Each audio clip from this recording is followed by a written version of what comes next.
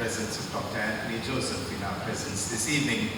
It's my pleasure to invite the Country Director, Sri Lanka, of the British Council, Mr. Orlando Edwards. I was tempted to say Bloom, but Edwards, to come here and address us.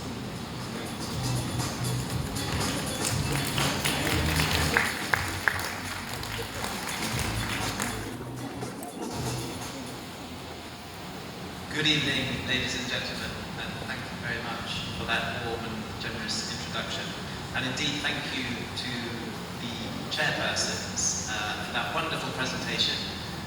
It really was heartwarming to see the way that our collaboration has manifested and played out over the last year, and I sincerely hope that we will continue to go from strength to strength. It's an enormous pleasure and privilege to stand here today at the Gratiaen Prize Award ceremony, and a magnificent ceremony it is. What fabulous branding and a fabulous setup, so congratulations again to all the organisers. And I'm very excited to finally hear who this year's winner will be. So congratulations, first and foremost, to all the shortlisted writers. We at the British Council are celebrating 75 years here in Sri Lanka. As we've heard, for 31 of those years, we have partnered with the Gratiaen Trust.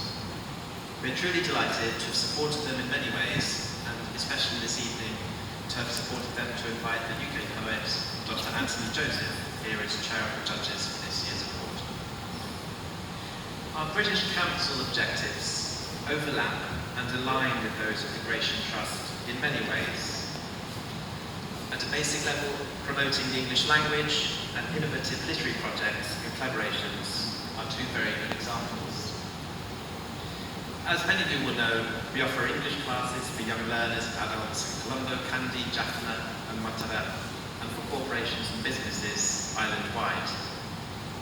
With the Ministry of Education, we train Sri Lankan English teachers in all 9 provinces, and with NGOs, we provide English and digital opportunities for Sri Lankan girls in socially marginalised parts of the country.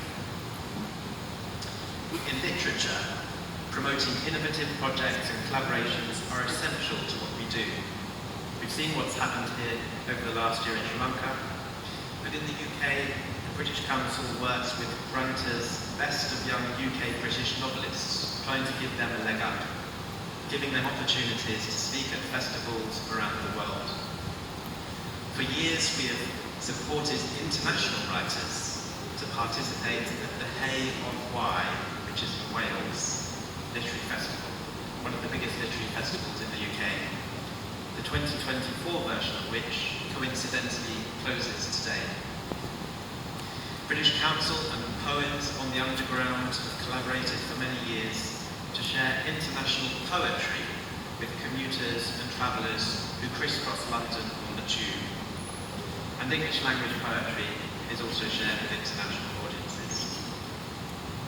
Here in Sri Lanka, a couple of other literary events that we supported last year, the 2024 Gaul Literary and the Ceylon Literary and Arts Festivals.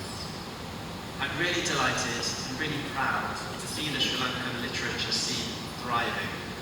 Sri Lanka so often punches above its weight, and its literary talent is a prime example.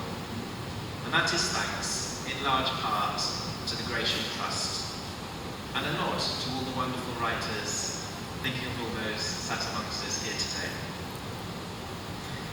My chief librarian is sat on the front row, so I can't finish without mentioning, of course, the British Council libraries and our digital libraries, which contain vast collections, including many Gratiaen Prize winners and shortlisted writers.